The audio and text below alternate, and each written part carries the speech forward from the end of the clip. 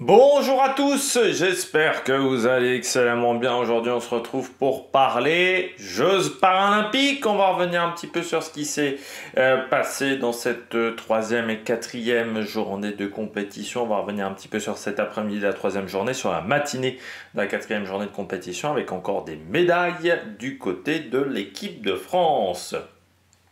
N'hésitez pas à vous abonner à la chaîne, à réagir dans les commentaires, à mettre un pouce bleu, à partager la vidéo sur les réseaux sociaux, notamment auprès de vos proches. Je pensais que ça peut les intéresser. Dans les commentaires, n'hésitez pas à me dire qui vous a plu, qui vous a déçu. Si vous avez les moyens et que vous voulez soutenir mon travail, vous pouvez faire un super thanks. Et puis vous pouvez rajouter également la petite cloche. Comme ça, vous êtes au courant des dernières vidéos qui sortent sur la chaîne. Plus vous cliquez rapidement sur une notification, sur une miniature, plus les vidéos sont mises en avant par YouTube. On commence tout de suite par du cyclisme. Je ne sais plus si on en a parlé hier avec le titre en poursuite individuelle de Dorian Foulon qui avait battu son record du monde. Ça, c'était en qualification et qui était face à l'ancien détenteur de ce record du monde entre-temps, qui était Yeor Dementiev. Les deux ont couru plus lentement que lors des qualifs et ça a suffi pour Dorian Foulon, un 4-16 158 face au 4-17 770, 3 secondes plus lent, quasiment que le record des qualifications. Donc on voit la difficulté d'enchaîner deux fois des poursuites pour la finale de bronze. C'est Elouane Gardon qui a fait le meilleur temps en 4-18-8 face au 4-25-09 de Franz Joseph Lasser. Là, il n'y a pas eu match non plus. Entre les deux, on poursuit avec le tir à l'arc. Il y avait de l'arc à poulie avec Julie Rigaud-Chupin. Un très bon score de 140 en huitième de finale. Elle refait 140 en quart, mais face à Fatemeh Emati qui a été intraitable. Sur ce quart de finale, l'Iranienne, il n'y avait rien à faire. Elle a fait beaucoup de 10, notamment très peu de... Je crois qu'elle fait même pas un 8 de toute la finale, c'est ça, de tout ce match. Elle ne fait pas 1-8 l'Iranienne et nous la Française, elle a fait 1-7 qui lui coûte extrêmement cher au final parce que ça lui coûte 2 points d'entrée quasiment, et puis ensuite 9-9 alors que de l'autre côté il y a 2-10 et elle a fait des séries assez incroyables. Alors même s'il y a une volée de 30 pour notre Française, elle avait déjà pris trop de retard par rapport à l'Iranienne à ce moment-là. Elle était à -5 et c'était très dur de remonter tout simplement par rapport à l'Iranienne. Dommage parce que ça arrive en quart, donc forcément pas de médaille pour Julie Rigaud-Chupin. En boccia, Jules Ménard, lui, a gagné face à Masayuki Arita, un 4-2 et ira en quart de finale. Et puis il y avait de la natation avec notamment Léane Morceau qui était du côté de l'épreuve S12 du 100 mètres d'eau. Et puis il y avait la catégorie S13 avec le 400 nage libre. En S12, Anne prend la quatrième place et Anne Marceau. Elle était largement derrière en qualification en série. Elle était plutôt aux alentours de la 6e place, donc c'est une belle remontée lors de l'après-midi. En plus, elle finit 4e certes, mais bon, à une seconde, quand même plus d'une seconde et demie de la 3e place, donc il n'y avait pas forcément match. Et le record des Amériques pour la Brésilienne Maria Carolina Gomez Santiago en 1:08:23. Et puis du côté du 400 nage libre, Boki, encore une fois trop fort. Ihar Boki, le Bélarus qui s'impose en 3:58:57, 4 minutes 21 pour Alex Portal qui a un peu craqué sur la fin. Et Kylian Portal, lui, fait 4:05:99, nouveau record dans la catégorie S12. Nouveau record paralympique parce que je rappelle c'était S12 et S13 mélangés et donc médaille de bronze face à Garachenko. Donc très belle performance de Kylian Portal. Alex Portal il savait pas trop quoi en penser. Certes médaille d'argent mais encore une fois battu par Boki. Et c'était peut-être l'épreuve où il pouvait battre Boki. C'était peut-être l'épreuve où techniquement il pouvait aller chercher. Donc voilà, petite déception de ce côté-là. En volleyball assis, on n'a pas existé face à l'Égypte. Chez les garçons, ça a été compliqué également en goalball chez les dames face à la Corée du Sud. On a vraiment pris l'eau en deuxième mi-temps en goalball. En volleyball, 25-11, 25-3, 25-12, forcément, ça ne peut pas le faire. Et puis en goalball, première mi-temps 1 partout, deuxième mi-temps 5-0 pour les Sud-Coréennes. Donc voilà, dommage, cette deuxième mi-temps complètement ratée. En parathlétisme, pas de médaille sur cet après-midi. Il y avait Kavakavoa, pardon, le français en F52, donc c'était en fauteuil sur le lancer du javelot. Il prend la 5e place, 7e place même à la fin, avec un 43-16 qui a été réalisé lors de son premier lancer. Il faut savoir qu'on fait les 6 essais d'affilée dans une finale. Donc voilà, et c'est vraiment sur le premier qu'il a fait la meilleure perf. Et donc c'est un Ouzbek qui s'est imposé face à un concurrent turc et un Brésilien. D'autres Français pourra dire qu'il était voilà, parmi les finalistes de ce concours F57, puisqu'il est dans les 8 premiers. Jovzviki en T38, là il prend lui la 5e place, je crois, de sa finale du 100 mètres. C'est ça, en 11. 13, c'est Jardine Blackwell qui bat le record du monde en 10,64, des records du monde qu'il détenait déjà en 10,72. Il l'avait fait le 20 juillet dernier devant Ryan Medrano et Juan Alejandro Campas Sanchez qui fait 10,99. Vous voyez quand même 3 concurrents sous les 11 secondes. Donc ça court très très vite maintenant en T38 avec un petit vent positif dans cette finale. Et puis il y avait Timothée Adol qualifié facilement sur 400 mètres avec le meilleur temps des demi-finalistes, 10,87, et il a bien relâché sur la fin dans une finale où ils seront 4 avec Guillaume Junior Atangana, Anderson German, Santos Gonzalez et Mohamed Ayadé. On rappelle son guide, c'est Jeffrey Lamy. Et là, ça peut descendre très très vite. Le record du monde, c'est 49,82. Le record paralympique, 50,03. Le record paralympique de 2004, il est peut-être menacé par Timothée Adolphe parce qu'il va extrêmement vite. Et si les conditions sont bonnes du côté du Stade de France, ça pourrait aller extrêmement vite. En para-badminton, la victoire de Charles Nouakes qui va donc en demi-finale. Il a remporté ses matchs 21-17, 21-17 face à Jack Shepard. Et puis Meryl Lockett, lui, qui a gagné face à un Polonais. 15-21, 21-19, 21-14, mais il avait perdu ses 2 premiers matchs. Donc Meryl Lockett est éliminé de la compétition des SU5, donc handicap sur le haut du corps. Et puis Mazur et Noël battus en demi-finale par une paire indonésienne en SL3 SU5 en double mixte 21-15, 21-15. Il n'y a pas eu match pour Mazur et Noël. Rugby fauteuil, déception pour l'équipe de France qui pourtant était championne d'Europe, éliminée par cette défaite face à la Grande-Bretagne. Ils n'iront pas en demi-finale et ça fait...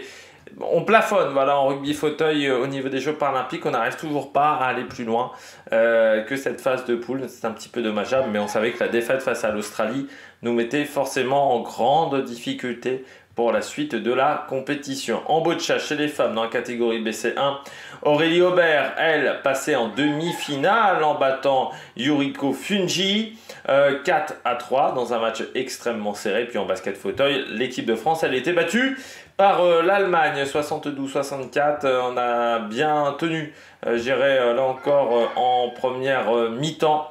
Et puis ensuite, ça s'est dégradé, notamment encore une fois sur cette dernière partie de match et notamment ce dernier quart-temps où on se prend quasiment 10 points dans la tête. Donc encore une fois, une fin de match pas réussie du côté de l'équipe de France. En parastir sportif, il y avait les qualifications de la carabine R, position couchée. En SH1, notre Français ne s'est pas qualifié pour la finale. Cédric Fèvre qui a fait la 18e place avec 637 et il lui manquait 3 points pour prendre la 8e place du Finlandais. Il y avait également du tir à l'arc avec un Français, Damien Letulle, éliminé par Tamas Gaspard. Il perd, en fait, d'entrée, il se retrouve en difficulté. En plus, il avait fini dernier des qualifs, donc forcément, il se retrouvait face au premier des qualifications. Et il se rate sur les 2 premières séries, un 24 seulement et un 18. Et ça, ça vous met quasiment hors jeu. C'est sûr qu'un score en dessous de 132, 133, c'est très compliqué d'aller chercher la qualif. Et c'est vraiment ces 2 séries qui ont été très compliquées à gérer pour le Français émotionnellement. il a dit voilà, il a été submergé par les émotions d'entrée, parce que je rappelle, c'est un ancien athlète olympique. Il a fait les Jeux de 96, qui ensuite s'est blessé. Il avait été soigné à l'hôpital militaire, juste en face des Invalides. Donc voilà, il y avait beaucoup d'émotions pour lui. En paranatation, on avait la série des S10 avec Elodie Roland-Randy et Emeline Pierre, et puis on avait Dimitri Grandjus en SM4 du côté du 150 mètres 3 nages. Pour le 100 mètres nage libre, eh bien, Emeline Pierre a fini première de sa série, ce qui lui donne le 3e plan. Par contre, Elodie Roland-Randy, elle est éliminée avec un temps de 1:03,47 et il lui manquait une bonne seconde pour se qualifier en finale, en sachant qu'il y avait un barrage entre deux concurrentes, Faye Rogers et Maria Paula Barrera Zapata, qui ont réalisé le même temps 1:02,39. Et donc il y aura un gros match entre Rolly Rivard, Kylie Ann Warrington et Emeline Pierre, avec également Kruger et Bianca Papp pour la médaille. C'est passé également en finale pour Dimitri Grandjus, car tous les concurrents passaient en finale avec le 6e temps. Il a voulu nager de manière appliquée, comme il savait que tout le monde allait passer. Son objectif était de nager le mieux possible dans cette série pour tenter des choses, pour peut-être améliorer son temps en finale. Et puis on regarde en boccia chez les hommes, Jules Ménard éliminé en quart par Hongwan Jeong, 4-3. En para-aviron, médaille en PR1 pour Nathalie Benoît, qui était passée hier par les repêchages, comme beaucoup de nos concurrents qui étaient passés par le repêchage, bien qui a pris la médaille de bronze face à l'Israélienne Maura Samuel, qui a été au-dessus pendant toute la compétition, et la Norvégienne Skarstein, qui prend la 2e place. Vous voyez, elle gagne avec 8 secondes d'avance. Maura Samuel, meilleure performance paralympique réalisée, c'était elle en série en 9:58,02. Donc voilà, belle performance en PR1. Anne-Sophie Santis, elle ne s'est pas qualifiée en poursuite individuelle. Elle s'est retrouvée dans la zone grise, éliminée, sans avoir pu participer, disqualifiée. C'est toujours frustrant. Record du monde de nouveau pour Sophie Unwin et Jenny Hall en 3:17,643, qualifiées pour la finale A avec 3 secondes d'avance sur Katija Dunleavy, l'Irlandaise. Et puis ça sera très britannique, ces finales, très île britannique, avec la 3e et la 4e place pour la Grande-Bretagne. Donc 3 britanniques et 1 irlandaise. Est-ce qu'on aura un triplé pour la Grande-Bretagne? Ça, c'est la grande question. Il y avait du para-aviron avec Alexis Sanchez qui était dans la finale A. Pour Alexis Sanchez, eh bien, ça n'est pas passé. 5e, voilà, 9:46,60. L'Italien, lui, a été disqualifié, exclu. Et victoire donc de Benjamin Pritchard devant Paul Yansky et Eric Horry, et le Français donc qui prend la dernière place de cette grande finale. Il y avait également des qualifications pour le 10 mètres carabine à air comprimé, notamment avec Tanguy de la Forêt, qui est qualifié pour la finale avec la 7e place dans une catégorie qui est mixte. Ça n'est pas passé. Par contre, pour Pierre-Guillaume Sage, qui lui a pris la 32e place. Voilà, il y aura 2 filles en finale, une portugaise, Margarida Lapa, et Mika Mizuta, une japonaise. Voilà, et donc 6 garçons. La finale qui est peut-être a lieu en ce moment. Il y avait du para-aviron avec le PR2 de couple avec Benjamin Davier. Pas de médaille pour cette jeune paire française qui finit 5e, qui avait dû passer par les repêchages. Benjamin Davier et Perle Bourges, voilà, qui prennent la 5e place, qui ont eu du mal. Ils ont eu du mal à chaque fois sur leur course et sur la deuxième partie où là ils perdent du temps. Bon, sinon de toute façon ça aurait pris une 4e place, parce que devant Israël, Chine et Grande-Bretagne étaient 10 secondes plus rapides. En boccia, il y aura la première médaille française de l'histoire de la boccia avec Aurélie Aubert qui s'est qualifiée pour la finale en BC1 au tie-break face à la concurrente des Bermudes, Ushae Andrade. Ça s'est joué sur le tie-break, donc première médaille française assurée dans cette catégorie. Et ça fait du bien parce que le boccia, ça existe depuis extrêmement longtemps. Frédéric Cataneo, lui, au 2e tour du simple homme, à Suzanne Langlaine, battu battu par Gustavo Fernandez 6-1, 6-4. Et par contre, c'est passé pour Stéphane Houdet face à Damon Ward 6-2, 6-1. Le Britannique qui avait perdu 6-0, 6-0 dans la première confrontation a quand même pris 3 jeux aux Français. En ce moment, Gaëtan Mengi face à peut-être la légende belge Joachim Gérard, c'est compliqué, hein, 6-3, mais il mène 5-3 dans la deuxième manche. On va voir si on va aller dans une troisième manche décisive entre les deux. Et puis il y avait le PR3 de couple de nouveau avec la France qui était présente, 6e de cette grande finale avec Guylaine Marchand et Laurent Cadot. Voilà, battu par l'Australie, la Grande-Bretagne et l'Allemagne. Et il y avait encore du paracyclisme sur piste et de l'aviron avec le 4 avec barreur en PR3. Alors en poursuite individuelle, 3000 mètres, Heidi Gauguin et Marie Patouillet, là aussi médaille assurée.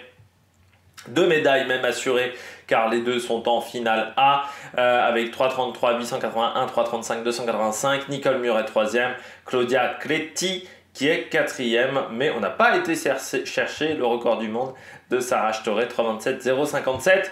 On rappelle qu'Heidi Gauguin, c'est un petit peu la protégée d'un certain Jackie Durand. Enfin, Jackie Durand suit toujours ses résultats. Et puis, on l'avait vu notamment au championnat de France, du côté du contre-la-montre, chez les valides, pour ceux qui s'en souviennent, du côté du cyclisme. Et puis, la Grande-Bretagne, vainqueur du 4 de pointe avec le barreur, les États-Unis 3e, la France, ça s'est joué à la photo finish par rapport aux Allemands. La paire compensée de Candice Chaffard, Rémi Taranto, Grégoire Biro, Margot Boulet et Émilie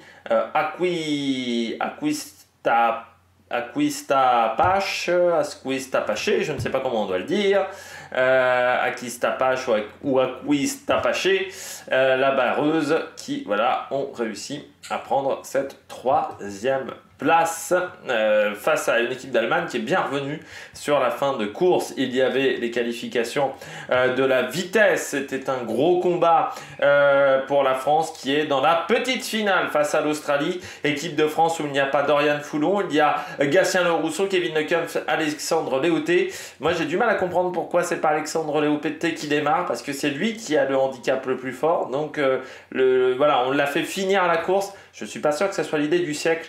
Je pense qu'il serait plus intéressant de finir avec peut-être Gatien Le Rousseau ou Kevin Lecomte qui sont dans la catégorie. Ces 4, la Grande-Bretagne, elle est extrêmement forte avec Kadina Cox, Jaco Van Gas et Jodie Cundy. Et en fait, le fait d'avoir Kadina Cox, qui est une fille, ça leur permet de gagner des points. Est-ce que la France tentera ça pour la finale? Je ne sais pas, dans cette catégorie de la vitesse par équipe. En para-tir sportif, Tanguy Delaforêt en ce moment en compétition, qui vient de démarrer, qui va démarrer à 15h. Voilà, Tanguy Delaforêt qui va tirer ses premières balles, voilà, dans cette compétition. Et puis cet après-midi, du rugby fauteuil pour le match de classement France-Allemagne.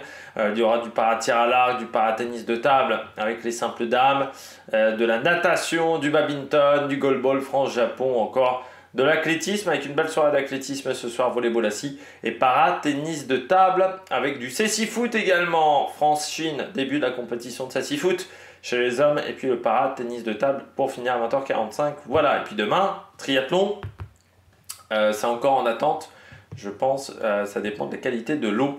Voilà, et c'est même reprogrammé, ce qui est indiqué ce para-triathlon, donc avec Francis Mona et Louis Noël, hein, le triathlon qui nous cause bien des problèmes sur ces Jeux Olympiques et Paralympiques. Puis il y aura de la natation, de la boccia de nouveau avec la finale Aurélie Aubert face à la Singapourienne, ça sera à 10h30. Et puis on aura également du tir à l'arc, du goalball, du cécifoot, du volleyball assis, cécifoot France-Brésil. Toujours du bon niveau et de l'athlétisme encore. Non, pas d'athlétisme. Non, peut-être pas d'athlétisme, voilà, dans ces différentes compétitions. Donc encore des médailles potentielles, même s'il n'y aura pas de cyclisme demain. Et c'est vrai que la journée de lundi et la journée de mardi sont des journées un petit peu plus calmes en termes de compétition, avant que ça reprenne fort à partir de mercredi et de jeudi surtout, voilà, avec beaucoup d'épreuves qui s'enchaîneront du côté de ces Jeux paralympiques. Puis je pense que tout n'est pas encore totalement indiqué au niveau des différentes épreuves. J'espère que vous avez aimé cette vidéo. Si vous avez aimé cette vidéo, n'hésitez pas à vous abonner à la chaîne, à réagir dans les commentaires, à mettre un pouce bleu. Et puis nous, on se retrouve pour de nouvelles aventures sur Amérique Productions. Ciao, ciao!